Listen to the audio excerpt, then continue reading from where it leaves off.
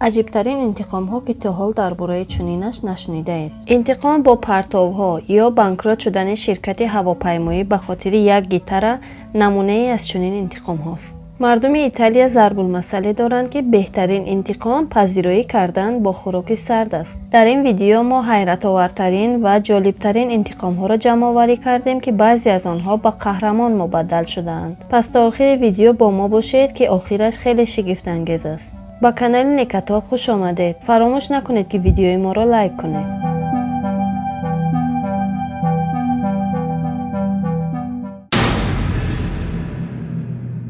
در وقت کرونا ویروس چی باید کرد؟ در خانه نشسته گیگین شخصی را رعایت کنیم و همراه شرکت 1x در بازی‌های ویرتوالی یعنی کیبرسپورت بازی کرده برد کنیم.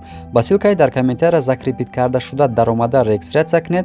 در وقت رجیستراسیون پروموکد نک را استفاده برده 5000 روبل به دست بیارید. رجیستراسیون کنید، بونز را گرفته در کیبرسپورت غالب شوید. برگرداندن پرتوها. آدمانی که پرتو خود را به هر کجا پرتافته محیط اطراف را آلوده میکنند سزاوار انتقام هستند. شخص در امریکا یک ماشین کلان پر پرتو را در نزدیکی زمین کارم یک دهقان در کالیفرنیا خالی کرد. دهقان بیچاره نمیدانست که چی کار کند. این پرتوها از هر جای کالیفرنیا جمع شده بودند اما انیق از کجا بودنشان معلوم نبود. شما تصور کنید که این دهقان بیچاره چه حسی داشت. به یگان سبب کسی بیارد و به زمین یک ماشین پرتو را خالی کند. او خیلی ناراحت بود اما بالاخره راه پیدا کرد که دلش را خنک کند. در وقت جمع کردن پرتوها کاغذی یافت که در آن آدرس یک خانه نوشته شده بود. او فهمید که این آدرسی همان یکی از خانه‌هایی است که پرتوهایش جمع شدند. پس دهقان هم نامردی نکرد. تمام پرتوها را جمع کرد و برده در نزد همان خانه‌ای که آدرسش را یافته بود خالی کرد و بالاخره انتقامش را گرفت و دلش را خنک کرد. بانکرات شدن شرکت هواپیمایی به خاطر یک گیتار. سال 2008 برای شرکت هواپیمایی یونایتد چنین حادثه روی داد. در یکی از پروازهای این هواپیما به طرف شیکاگو یک خواننده آمریکایی دیو کارول همراه گروه موسیقیش عازمی سفر بود. این خواننده حادثه ای را دید که متصدیان بار هواپیما به قسمت باری آن تمام اسباب موسیقی این گروه را پرتاب میکنند و این باعث می شود که گیتار $3500 کارول بشکند. این خواننده بیچاره 9 ماه از پی گرفتن جریمه دو می کند اما نتیجه نمی بیند. بالاخره راضی می شود که $1200 برای تعمیر گیتارش دریافت کند اما مسئولان یونایتد دادن این پول را هم رد می کنند. این خواننده هم برای انتقام گرفتن از کار یونایتد آهنگ می سازد که نامش یونایتد بریکس گیتار می باشد. این آهنگ روز یکم پخش شدنش در فیسبوک 150,000 پرسماتر گرفت و هفته یکم رکورد پربازدیدترین آهنگ را از خود کرد. پس از 4 روز نشر این آهنگ فایده یونایتد 10% کم شد و $180 میلیون ضرر دید. بعد از چنده مدیر خدمات یونایتد به کارول زنگ زده بخشش پرسید و هزینه $3,500 را به یک مؤسسه غیر دولتی آموزش موسیقی سپرید اما الکی دیر شده بود.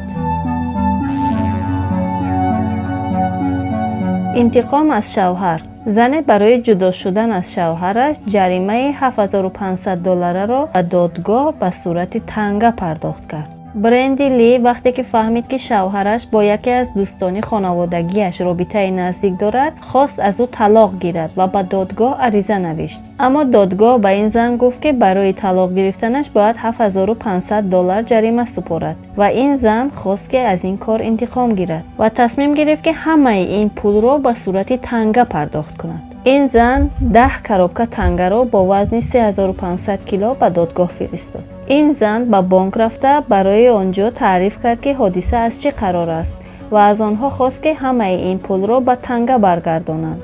این زن $7,500 را به صورت تنگه به شوهرش داد و معلوم نیست که این مرد بیچاره چند روز آنها را حساب کرده باشد. انتقام نقاش. همه مصلحت‌های کاری باید روی کاغذ نقش بندند که کارگر چقدر باید کار کند و چقدر باید دستمزد گیرد. اما رئیسانی هستند که به کارگرانشان ظلم میکنند و حق آنها را میخورند و در این حالت بعضی از کارگران انتقام‌های خوب میگیرند. این نقاش هم از آن جمله کارگران است. این نقاش میگوید که کارفرمایش از او 500 پوند قرضیدار است. رئوس 50 ساله با حرفهای کلانی سیاه روی دیواری خانه رئیسش چنین نوشت: اگر میخواهید که خانه هایتان را نقاشی کنم، پس مثل تری نباشید، دستمزد را پوره پرداخت کنید. این مرد نقاش میگوید که دستمزد کارش 1150 پوند بود، اما صاحب کارش به او 650 پوند دیگر را پرداخت نکرده است. او میگوید که من 1 هفته بی‌عبید کار کردم تا اینکه کار را زودتر تمام کنم و باز اینکه صاحب کار از من کاری علاوگی میخواهد، اما من آن را نخواهم کرد. من فقط همان کاری را که از من خواسته بود را کردم. این نقاش میگوید وقتی کار را تمام کردم به نزدش رفتم و پولم را خواستم، اما گفت پگاهی دیگر و همین خیلی چند روز گذشت. چند روز بعد به نزدش آمدم و بالاخره پول مرا نداد. همین طور از او انتقام گرفتم و روی ساختمانی خانه‌اش چنین نوشتم. وقتی رسمی نوشته‌ام را برای او فرستادم، او خندید و گفت خانه‌ام زیباتر شده است. انتقام از دزدی نوتبوک. مارک بایود، دانشجوی دانشگاه ماساچوست، با استفاده از کامپیوتر به کوفتوکاوی دزدی که به خوابگاهشان درآمده نوتبوک او را دزدیده بود سر کرد. او با استفاده از بلک بلیز توانست که خزینه کامپیوتر را هکری کند. این جوان عکسی را که در آن دزد نوتبوک در دستش بود را یافت و توانست که دزد را شناسایی کند. او با خود گفت: وای، دزدان نوتبوک اولین کاری که میکنند این است که از خودشان رسم میگیرند. همچنین در نوتبوکش ویدیویی را دید که در آن دزد رقص کرده بود. بعد ویدیوی رقص آن دزد را در یوتیوب پهن کرد و نوشت که این دزد دوست عزیز من است و نوتبوک مرا دزدیده است. سپس به میلیسیا مراجعت کرد و تمام معلومات دریافت کرده اش را در اختیار میلیسیا گذاشت. آن دوست هم نوتبوک را به میلیسیا سپرید و در صفحه فیسبوکش از مارک بخشش پرسید. انتقام عجیبه که صاحب خانه از اجاره نشینی به ترتیبش گرفت. اگر از اجاره نشین پرسیم که صاحب خانه چگونه آدم است، شکایت میکند و میگوید که خیلی آدمی سخت است و اجاره پولی را خیلی زیاد طلب میکند. اما اگر آن صاحب خانه از این اجاره نشین اجاره پولی طلب کند، به زودی آن را گرفته نمیتواند. وقتی صاحب خانه خانه اش را به اجاره میدهد، اجاره نشین هم باید سری وقت پولش را سپارد. این صاحب خانه فرانسوی وقتی مدت 14 ماه پولش را گرفته نتوانست و آن اجاره نشین هم پول ندارم گفته بهانه کرد، با او وقت داد که به مدت کوتاه خانه اش را خالی کند. اجاره نشین هم که خشمگین شده بود میخواست که از صاحب خانه اش قسط گیرد. تمام خانه را پر از پرتاب و وسایل نالازم کرد. صاحب خانه در این شرایط چخیل خانه را به یگان کسی دیگر نشان میداد یا عائله دیگری را آنجا مسکن میکرد. این مرد وقتی دید که اجاره نشینش خانه را تازه نکرده است و درون آن را پر از پرتاب کرده است، خیلی عصبانی شد و تصمیم گرفت که از او انتقام عجیبی بگیرد. این مرد تمام پرتاب‌ها را جمع کرده به درون ماشین بار کرد، به نزد خانه نو اجاره نشین‌ها رفت و همه اش را سرازیر کرد. او پیش از این کار از خانه پر از پرتابش رسم گرفت و آن را در فیسبوک پرتافته در زیر آن نوشت که شرم دار. سپس وقتی که پرتاب‌ها را با ماشین در پیش در خانه اشان می‌ریخت، آن را هم نوار برداری کرده در فیسبوک پرتافت. این ویدیوی او خیلی استقبال شد و قریب 300,000 پرسموتر گرفت. انتقام از شوهر. زن در انگلیا فهمید که زندگیشان تغییر یافته است و دیگر آن رنگ و بوی پیشینه را ندارد. او به شوهرش شک کرد و وقتی کوفتوکاو کرد فهمید که کسی دیگری به زندگیشان درآمده است. وقتی این شک و تردیدش عمیق شد، خواست که از شوهرش جدا شود. این زن در روبروی جای کار شوهرش پلاکت کلان زد که روی آن چنین نوشته شده بود: شما هر دو لایق همدیگرید. امشب وقتی به خانه برگشتی مرا نمیبینی. از ادامه زندگیت لذت ببر. انتقام شوهر از زنش. انتقام گیری فقط کاری زنان نیست. مردها هم که ضربه میخورند میخواهند که دلشان را خالی کرده انتقام گیرند. مرد عربستانی از زنش ناراضی میشود و میخواهد که از او انتقام گیرد. او با ماشین زنش نشسته به مسیری میرود که آنجا رفتن ممکن نبود.